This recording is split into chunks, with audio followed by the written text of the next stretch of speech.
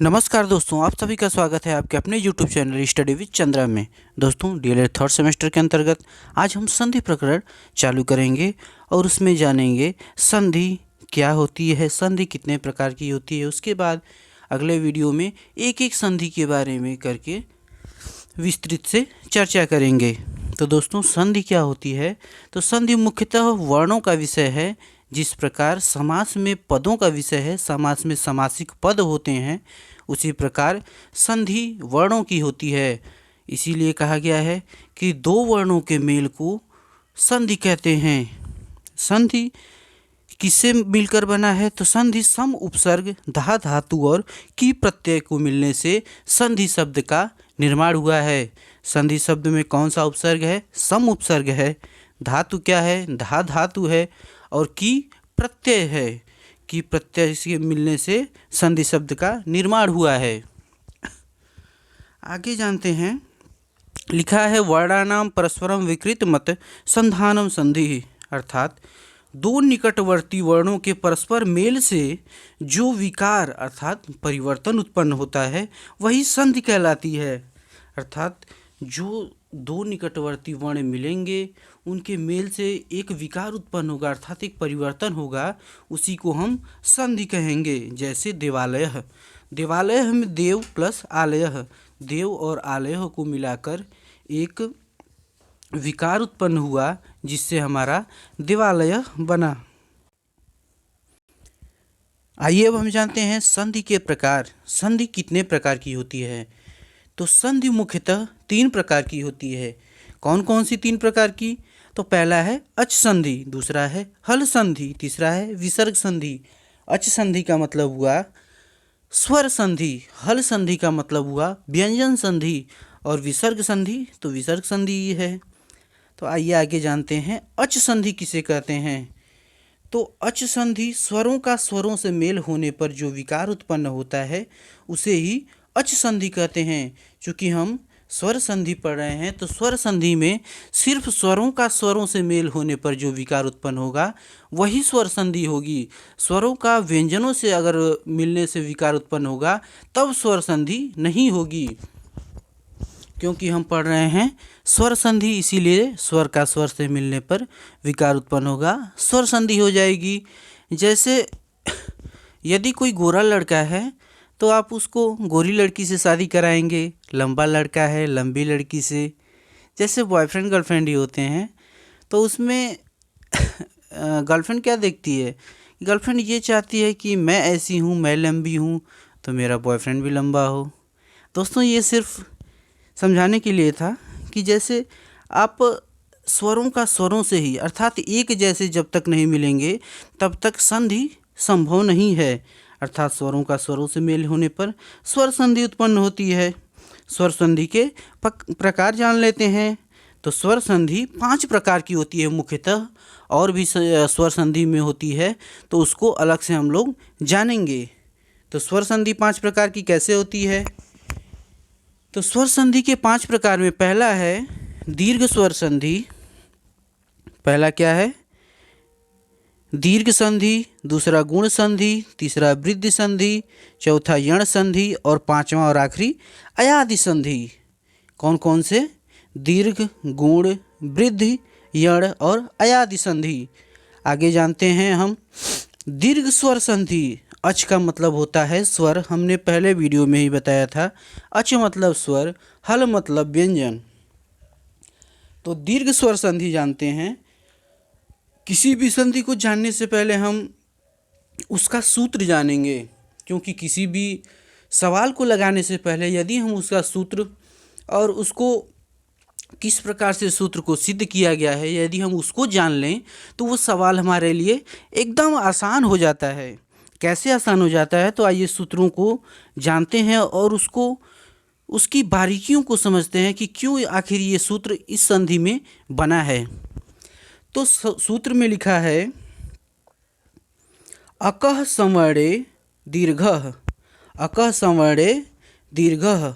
अकः मतलब अक एक प्रत्याहार है। प्रत्याहारों की बात हमने माहेश्वर सूत्र में आखिरी में वीडियो के अंत में किया था कि प्रत्याहार कैसे बनते हैं। तो प्रत्याहार के लिए आदि अंत्येन सहेता एक सूत्र है, उसी के अंतर्गत प्रत्याहार बनते हैं। आदि वर्ण और अंत्य वर्ण के मिलने से एक प्रत्याहार का निर्माण होता है। प्रत्याहार मुख्यतः 42 होते हैं, ये भी हमने बताया था। तो अक प्रत्याहार का मतलब इसमें अक में जितने वर्ण आ जाएंगे, माहेश्वर सूत्र में हमने पढ़ा था 1 से 4 तक सूत्र में कि इसमें अच प्रत्याहार आते हैं। अच प्रत्याहार में हमारा पूरा स्वर आता है, अ ई उ ऋ री ए ऐ ओ औ, 9 स्वर होते हैं और 9 स्वर आते हैं। उसी प्रकार अक प्रत्याहार में कितने स्वर आते हैं? तो अक प्रत्याहार में यदि आप माहेश्वर सूत्र उठाकर देखेंगे, यदि याद होगा तो अच्छी बात है। तो अक प्रत्याहार में हमारे 5 वर्ण आते हैं। कौन कौन से? अ ई उ री और री, यहाँ पे लिखा है अ ई उ री और री, ये 5 वर्ण आते हैं जो कि अक प्रत्याहार के अंतर्गत आते हैं। संवर्णे, संवर्णी का मतलब होता है इन्हीं के समान वर्ण, स प्लस वर्ण। स का मतलब इन्हीं के समान वर्ण। जैसे अ या आ के बाद अ का मतलब क्या हो गया? वैसे तो पाणिनि में आचार्य पाणिनि ने सिर्फ अ ई उ रील री ए ऐ ओ औ का ही बात किया है। अ का मतलब अ और आ दोनों हो गया। ई का मतलब छोटी ई और बड़ी ई अर्थात ह्रस्व ई और दीर्घ ई दोनों हो गया। उ का मतलब ह्रस्व उ और दीर्घ उ दोनों हो गया।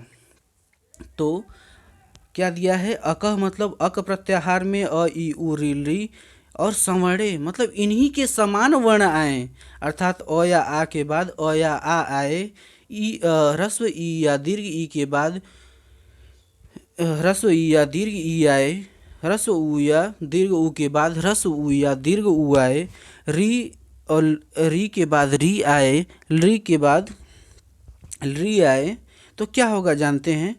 जैसे अ या आ के बाद यदि अ या आ आए तो दीर्घ ही होगा, क्योंकि हम पढ़ रहे हैं दीर्घ संधि।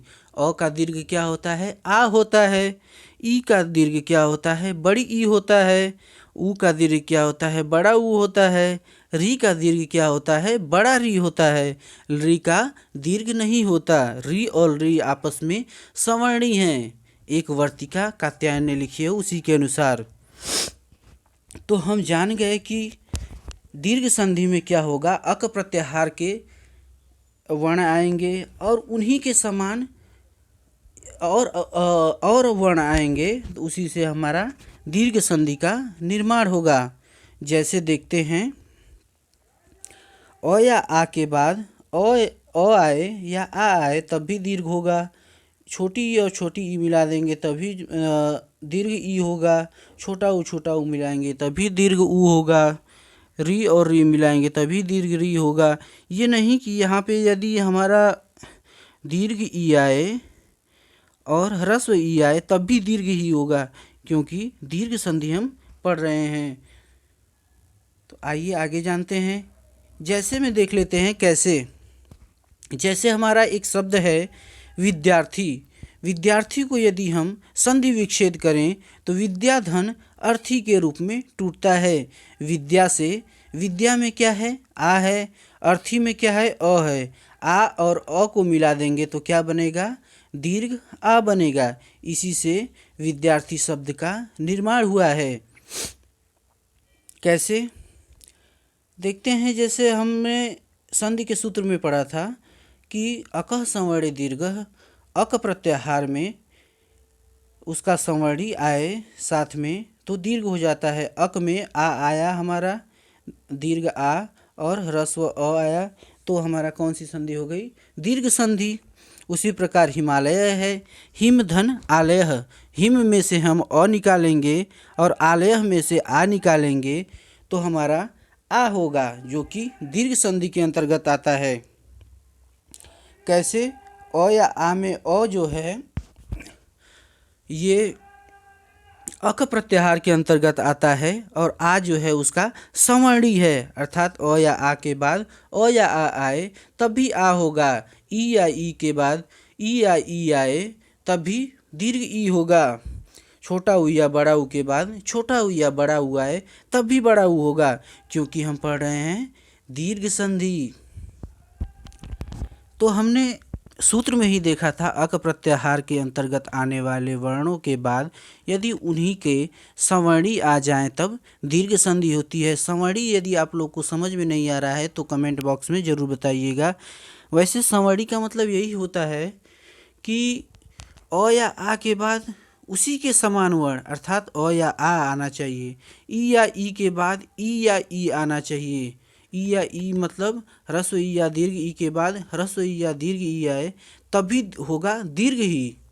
ये नहीं कि दीर्घ आ आए और दीर्घ आ आए तो उसका दीर्घ करने में आप आ लिख के एक और डंडा बढ़ा दें, उससे नहीं होगा। दीर्घ का मतलब हो गया आ हो गया। आगे देखते हैं भानुदयः। भानुधन उदयः, भानु में से छोटा ऊ और उदयः में से छोटा ऊ मिलाएंगे तो बड़ा ऊ हो जाएगा, जो कि भानुदयः में बड़ा ऊ की मात्रा लगी है। देखिए भानुदयः में ये बड़ा ऊ की मात्रा है। भानुदयः, भानु धन उदयः बराबर भानुदयः।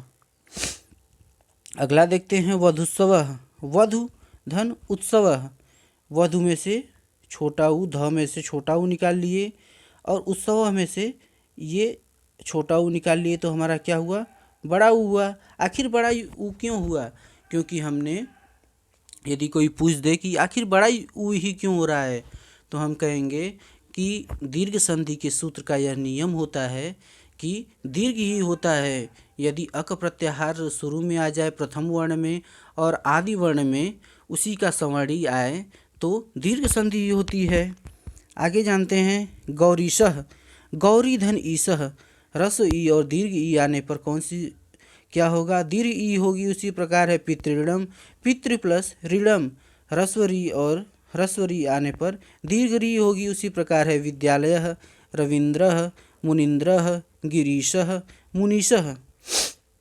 दोस्तों इसमें हमारा सबसे महत्वपूर्ण बात क्या है, तो सबसे इसमें महत्वपूर्ण बात है कि हमें संधि के सूत्र को जानना चाहिए, क्योंकि यदि हम संधि के सूत्र को जान जाएंगे तो हमें कोई कन्फ्यूज़न नहीं होगा। कोई भी संधि दे दे आराम से हम लोग पहचान जाएंगे कि यदि हमारा प्रत्याहार माहेश्वर सूत्र जो पिछले वीडियो में पढ़ाए थे उसको आप लोग ज़रूर देखिएगा, क्योंकि यदि आप लोगों को प्रत्याहार याद हैं तो आप लोग मैक्सिमम चीज़ें पढ़ चुके हैं, क्योंकि पूरा हमारा संस्कृत व्याकरण शास्त्र प्रत्याहारों पर ही चलता है। तो हमने जाना था क्या संधि सूत्र में अक संवर्णे दीर्घः, अक प्रत्याहार अर्थात अक प्रत्याहार में 5 वर्ण आते हैं अ ई उ री और ली, और उसका संवर्णी जैसे अ के बाद अ आए, ई के बाद ई आए, उ के बाद उ आए, री के बाद री आए, ली के बाद ली आए तो उसका दीर्घ हो जाता है, ली का दीर्घ नहीं होता। यही थी हमारी दीर्घ स्वर संधि। दोस्तों यदि आपको यह वीडियो अच्छा लगा हो तो चैनल को सब्सक्राइब करें, दोस्तों के साथ शेयर करें। इसी के साथ नमः संस्कृताय, जय हिंद।